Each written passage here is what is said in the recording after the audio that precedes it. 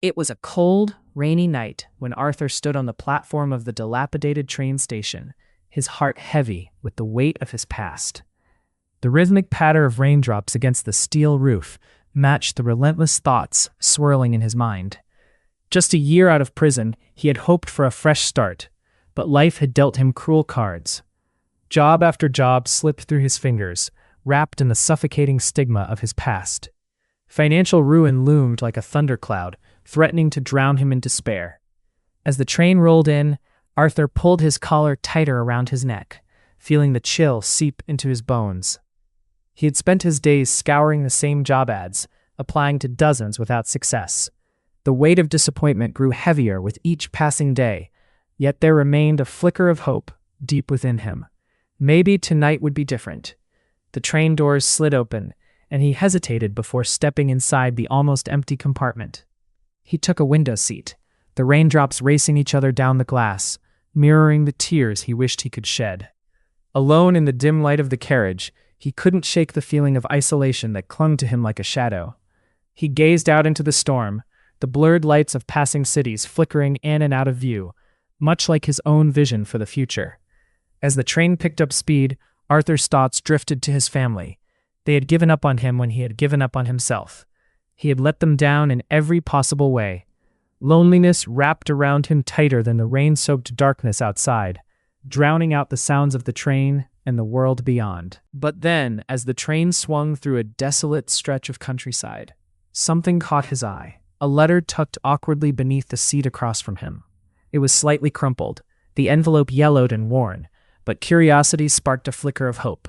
He reached over and retrieved it, turning it over in his hands, running his fingers along the faded ink. No return address, just a name written in careful, looping letters. Lucy. As he broke the seal and unfolded the letter, the words wrapped around him like an unexpected warmth. Lucy was a childhood friend, someone who had always believed in him, even when he had lost his way. The letter spoke of a community project dedicated to helping those who had fallen through the cracks of society. People like him. With each word, a sense of possibility ignited within him. Lucy invited him to a meeting next week, offering him a chance to reclaim his life. The train jolted suddenly, and he felt his heart race as the realization washed over him. Perhaps the rain was not just a sign of despair, but a cleansing storm, washing away the last remnants of his past. For the first time in a long time, Arthur thought about tomorrow not with dread, but with cautious optimism.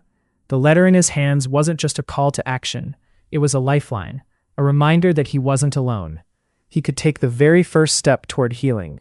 With each mile the train traveled, Arthur imagined himself stepping into that community center, a place where he could share his story and connect with others who bore heavy burdens. The thought of being part of something again filled him with a warmth that fought against the chill of the night. With every raindrop that hit the train window, he felt a piece of his hopelessness wash away. As the train approached his stop, Arthur stood up, still clutching the letter close to his chest. The rain had begun to ease, and a glimmer of moonlight peeked through the clouds, illuminating the world outside. He stepped off the train and into the cool night, feeling lighter than he had in years.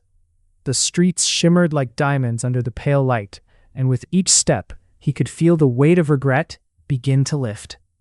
Though the road to redemption would not be easy, the first step had been taken, and as Arthur walked away from the platform, the storm behind him gave way to the promise of a hopeful tomorrow. He was no longer just an ex-prisoner. He was a man ready to reclaim his life, one rain-soaked step at a time.